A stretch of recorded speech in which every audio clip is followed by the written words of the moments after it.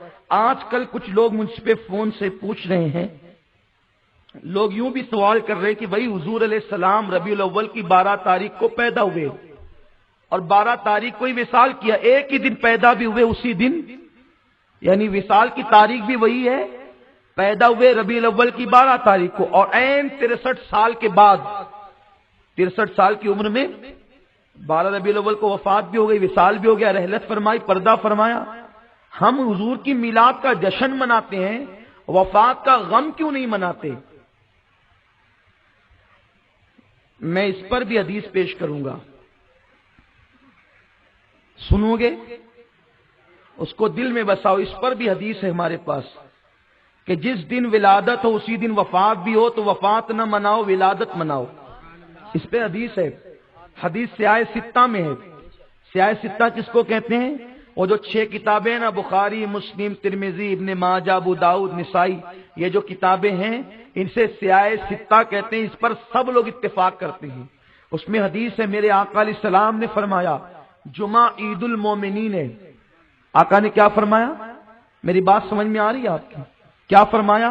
جمعہ عید المومنین ہے۔ عید کا دن مطلب خوشی کا دن۔ کون سا دن؟ بولو بھائی، بولو یار، میں کبھی بلواتا نہیں ہوں لیکن آج بول دو نا۔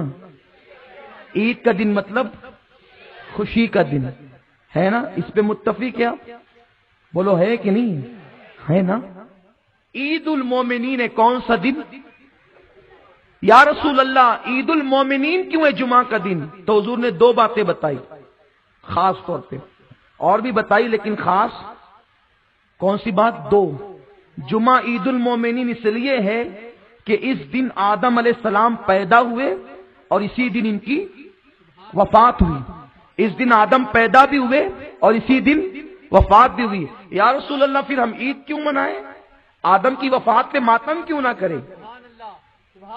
اسی دن وفات بھی ہے، اسی دن میلاد بھی ہے، تو آقا کہہ رہے ہیں اس دن عید کا دن مناؤ۔ اب جو ہم سے کہتے ہیں کہ نبی کی پیدائش بھی 12 ربیع الاول کو ہوئی اور وصال بھی 12 ربیع الاول کو ہوا، تو تم وفات کا غم کیوں نہیں کرتے؟ یہ ہم سے نہ پوچھو، یہ رسول اللہ سے پوچھو کہ آپ نے آدم کی وفات کے دن عید کا دن کیوں کہا؟ کیونکہ نبی لوگوں کو رلانے نہیں آئے تھے، روتے ہوئے کو ہنسانے کے لیے آئے تھے۔ سبحان اللہ، سبحان اللہ۔ تو جب ایک ہی دن میں 2 باتیں ہو جائے، خوشی بھی اور غمی بھی، تو اس دن خوشی منانا چاہیے۔ یہ رسول اللہ کی تعلیم ہے، حضور کی حدیث ہے۔ اور یاد رکھو، اگر کوئی یہ کہتا ہے کہ جس دن فاطمہ رو رہی تھی، فاطمہ نے یہ کہا تھا کہ اگر یہ غم کسی پہاڑ پر بھی آتا تو پہاڑ ریزہ ریزہ ہو جاتا، اس دن تو حضرت عائشہ کا سہاگ اجڑ گیا تھا۔ واہ واہ، آپ پہ قربان جائیں، فاطمہ کا غم آپ کو کربلا کے دن یاد نہیں آتا، میلاد مصطفیٰ کے دن آپ کو یاد آ رہا ہے، شہزادے لوٹے اس دن آپ اس کی بات نہیں کرتے۔ سنو، مجھ سے سنو، میں آپ کو بتاتا ہوں، اس بارگاہ کا غلام ہوں، پورے چیلنج سے کہتا ہوں، نبی کی موت پر فاطمہ نے نہیں رویا، یہ میرا دعویٰ ہے، نہیں رویا۔ سیدہ عائشہ نے نبی کی موت پر نہیں رویا، ابو بکر صدیق نے نبی کی موت پر نہیں رویا، پھر رویا کس پر؟ وہ سب جانتے تھے نبی زندہ ہے، پھر روتے کیوں تھے؟ نبی کے بچھڑ جانے سے روتے تھے، نبی کی موت پر نہیں روتے تھے۔ وہ جانتے تھے انبیاء کو بھی اجل آنی ہے، مگر ایسی کہ فقط آنی ہے، پھر وہی موت کے بعد ان کی حیات مثل سابق وہی جسمانی ہے۔ ابو داؤد کی حدیث ہے، ان اللہ تعالی حرم علی الارض ان تاکل اجساد الانبیاء فنبی اللہ حی۔ آقا فرماتے ہیں فنبی اللہ حی، نبی زندہ ہے۔ کون کہہ رہا؟ حضور کہہ رہے ہیں، فاطمہ تم کیوں رو رہی ہو؟ کہا بابا سے بچھڑنے کا غم ہے، بابا کی موت کا غم نہیں۔ ابو بکر صدیق تم کیوں رو رہے ہو؟ بچھڑنے کا غم ہے، موت کا غم نہیں، وہ تو زندہ ہے۔ پھر اب ہم کیوں غم منائیں؟ ارے جو ملے تھے وہ بچھڑنے پہ رو رہے تھے، ہم تو ملے ہی نہیں تو بچھڑنے پہ روئیں گے کیسے؟ غم کیسے منائیں گے؟